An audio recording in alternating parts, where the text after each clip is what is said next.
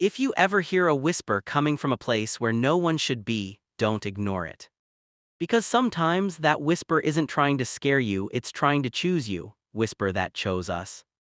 People say houses get old. Wood gets rotten. Pipes make noise. Wind gets trapped in the walls. Maybe that's true. But what happened to Grandpa Rich and me that night wasn't the house getting old. It was something else. Something older. Something waiting. Something calling. It all began on a calm Friday evening, the kind of evening where the world seems to be sleeping softly. But inside our home, something was awake. Something beneath us. The first whisper. Grandpa Rich had just settled into his rocking chair when it happened. A whisper. Soft light. Barely floating through the air like dust. Rich. He froze. His hand tightened on the arm of the chair. His eyes stared at the basement door. I was sitting beside him, scrolling on my phone. Grandpa, what happened? He didn't blink. Didn't move. Then he whispered back. I heard it again. I laughed nervously. Heard what? He leaned closer and said the words that started everything. The whisper in the basement. A secret only he knew. That wasn't the first time he heard it.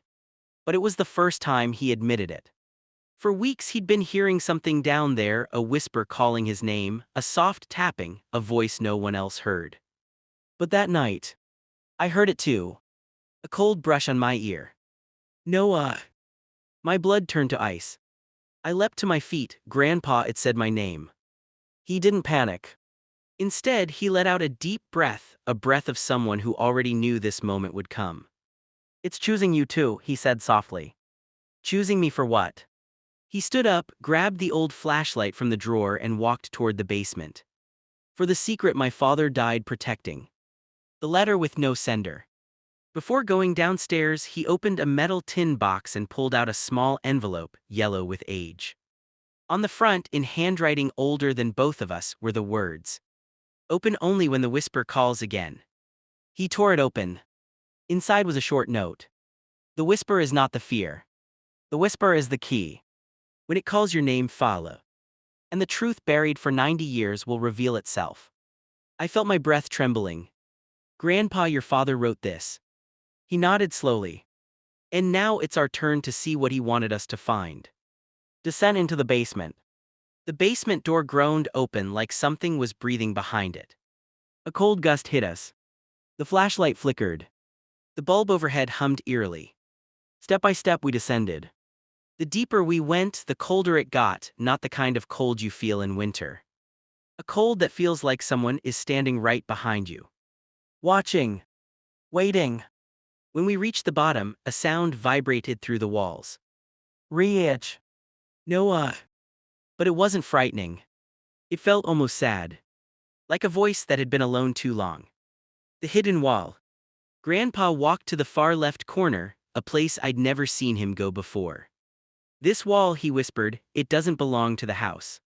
What do you mean? He pointed at the bricks. They're newer, replaced, someone hid something behind it. The whisper came again.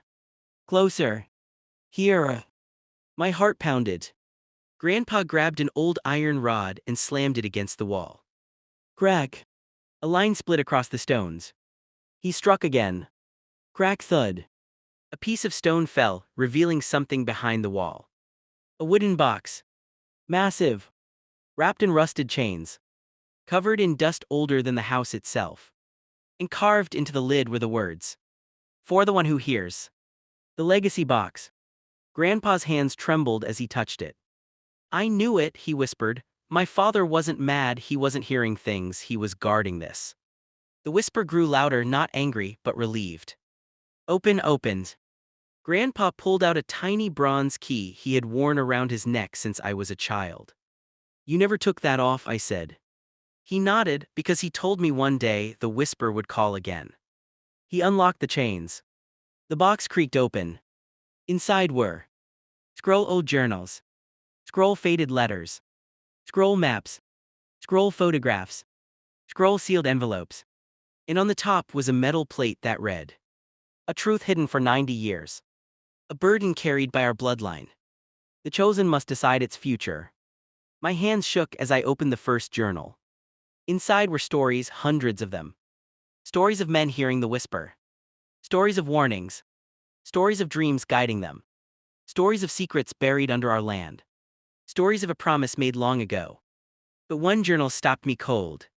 The cover read, "To the one who hears both names." "Grandpa," I whispered, "that's us." The truth finally reveals. We opened the journal together. Inside was a confession written 90 years ago. We hid something beneath our home to protect our family. Not treasure, not money, but the stories of every man who came before us. It continued. When the whisper comes, it means the protector has been chosen. The legacy is yours now. Guard these stories. Add your own. And never let our history die. I swallowed hard. So the whisper wasn't haunting us. Grandpa smiled softly. No, it was guiding us, calling us, choosing us. The whisper's final goodbye. We carried the box upstairs. As soon as we stepped into the living room, the whisper echoed one last time. "Thank you." Then silence. Real silence. Peaceful silence. The house felt lighter, as if something finally rested after 90 years of waiting. Grandpa put a hand on my shoulder. "These stories are now ours to protect," he said, "and someday you'll add your chapter too." I opened a blank journal from the box and wrote, "The night the whisper chose us." And that's where our story truly began. Not with fear. Not with ghosts. But with a legacy deeper than blood. A whisper that waited 90 years. For the right ears to listen.